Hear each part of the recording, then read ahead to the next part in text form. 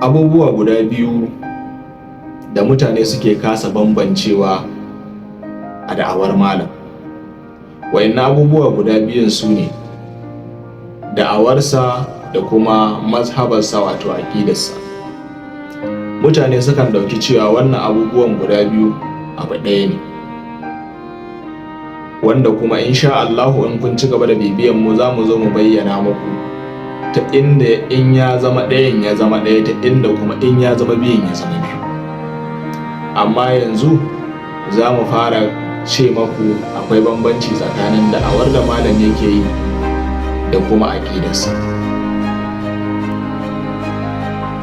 Bambancin da ke tsakani shine da'awar malam ta farko da'awar musulunci ce baki daya, wato umum da'awar musulunci ce baki daya.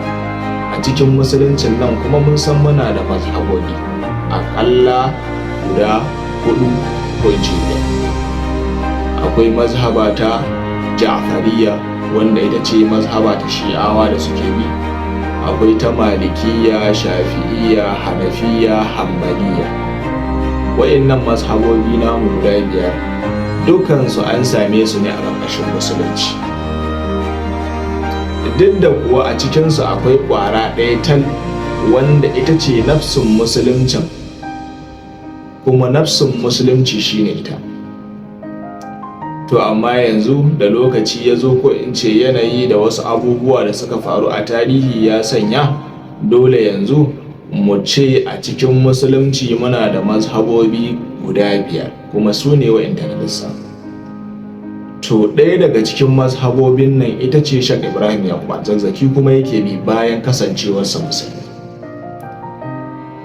Da haka idan ka tambaye mu menene da'awar malam, ta farko za mu ce maka da'awarsa ita ce a zo a ɗabbaka shari'ar musulunci akan kowane musulmi.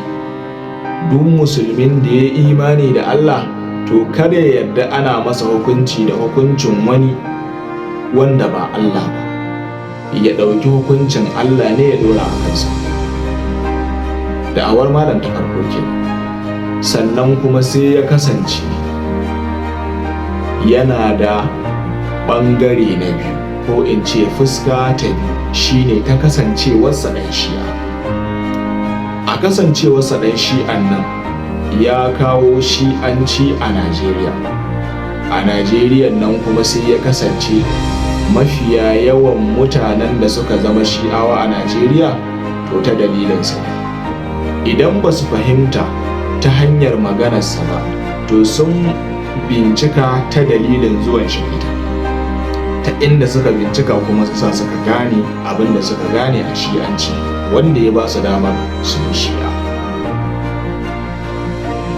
To malam ya haɗa da'awa guda biyu, wanda hakan ya sanya mutane abin yakan shige musu, wani ke shiga wani su kasa bambance wai wanne ne daga ciki da'awar tasa ta haƙiƙa ne. To dukansu da'awoyin guda biyu da'awoyinsa ne na haƙiƙa ne.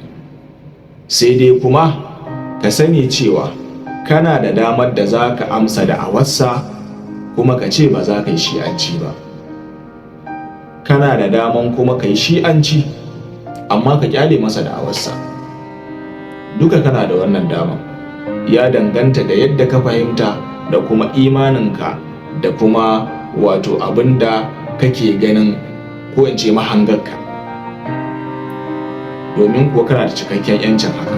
Abin da dai kawai malam ke so a karo na farko shine tajdidin musulunci, tajdidi na musulunci ba tajdidi na Shi'anci ba.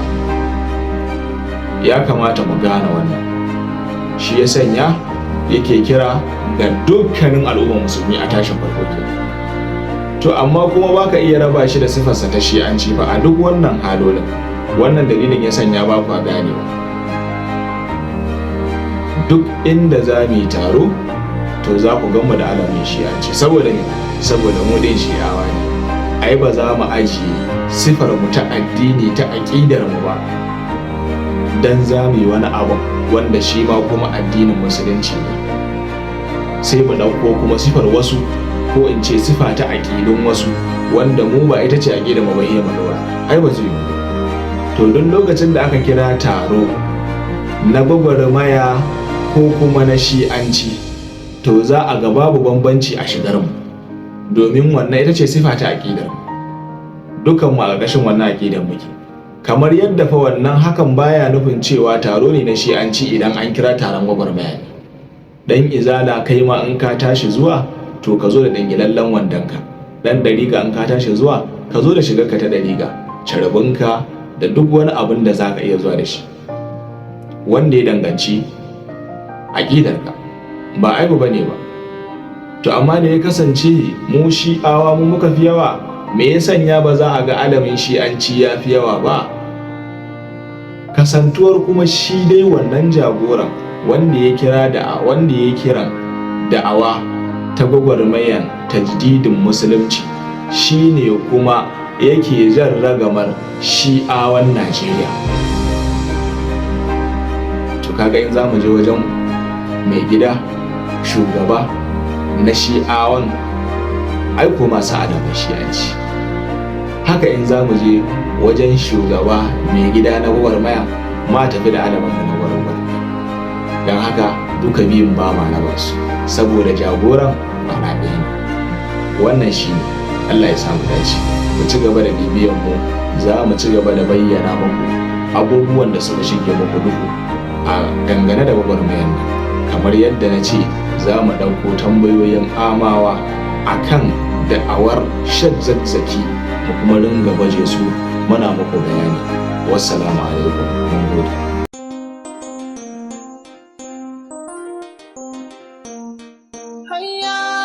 Hayya